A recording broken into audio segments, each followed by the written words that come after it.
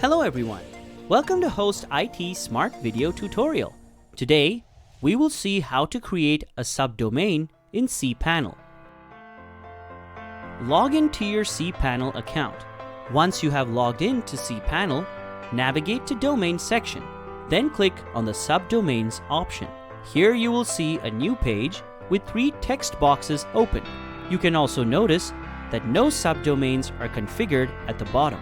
Now enter the desired prefix in the subdomain text box. Select the desired domain name from the drop-down menu. Then enter the home directory for the subdomain in the document root text box. Please note that the house icon represents the home directory of the cPanel account. The document root text box specifies the location of the new subdomains directory in relation to the home directory of the cPanel account.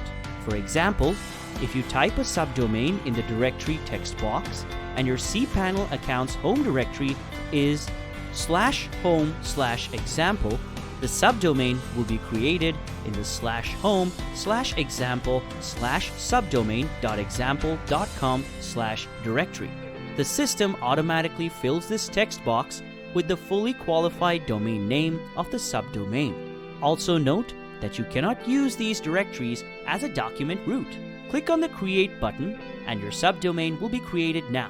To open the subdomain's main directory with the File Manager interface, then click the link under Document Root that corresponds to the subdomain. Thank you for watching this tutorial. If you found it helpful, please like and share this video. For more information or support, please email us at info@hostitsmart.com. Thank you.